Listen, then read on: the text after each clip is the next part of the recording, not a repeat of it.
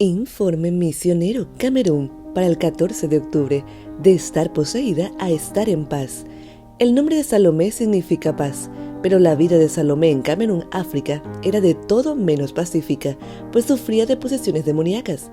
Todo comenzó cuando fue a hablar con uno de sus profesores de la escuela secundaria adventista de Yaoundé, la capital de Camerún, donde ella iba a clases nocturnas para prepararse para el acceso a la universidad.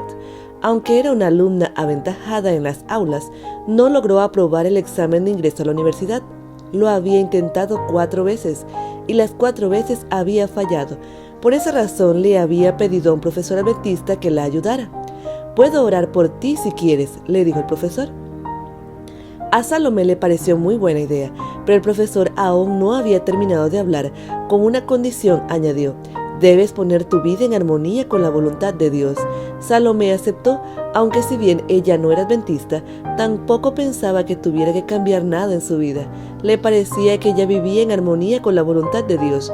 Un tiempo después, Salomé fue a visitar de nuevo a su profesor para que orara por ella, y nada más él comenzó a orar, ella comenzó a gritar. Además de los gritos, profería también palabras extrañas. El profesor siguió orando, y entonces Salomé lanzó insultos tanto al profesor como a Dios. El profesor continuó orando. Cuando ella se tranquilizó, se quedó asombrada ante lo que su profesor le contó que había pasado, pues no recordaba nada.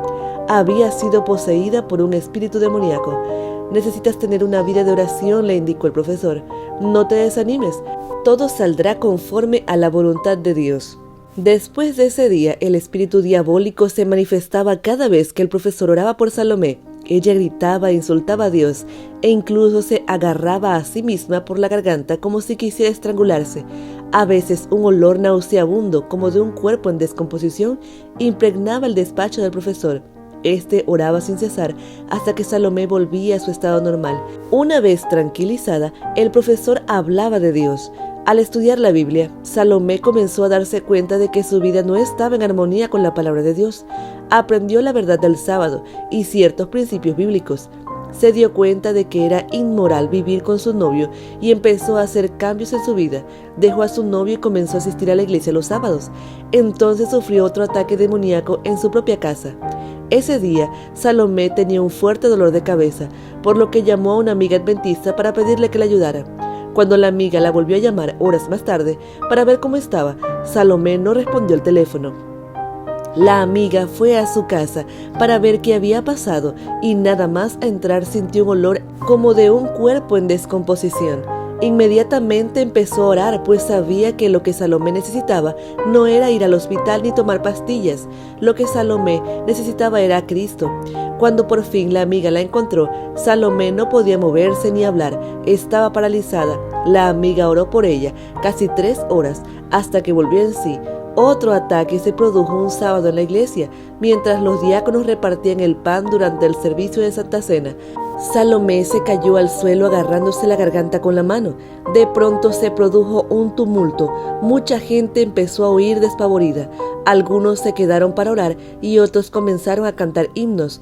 Con su mano libre, Salomé tomó una copa de jugo de uva de la Santa Cena y la arrojó contra el suelo para romperla y poder cortarse a sí misma con el cristal.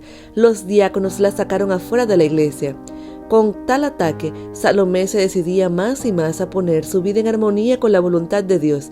Terminó de recibir los estudios bíblicos y le entregó su corazón a Jesús por medio del bautismo. Precisamente el día del bautismo, el espíritu demoníaco lanzó su ataque final.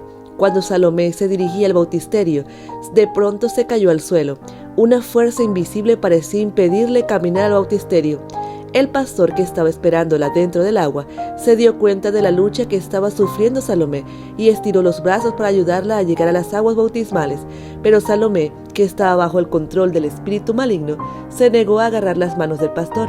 Aún así, el pastor la agarró fuertemente y la metió dentro de las aguas. Ella con furia luchó para impedirle ser sumergida, pero el pastor la sumergió igualmente. Él sabía que era el espíritu maligno y no Salomé quien se estaba oponiendo al bautismo. Cuando Salomé emergió de las aguas bautismales, el espíritu maligno la abandonó y ella sonrió de felicidad. Tras su bautismo, nunca más ha sido poseída por el diablo. pero sí lo oyó burlándose cuando se estaba preparando para presentar el examen de ingreso a la universidad por quinta vez.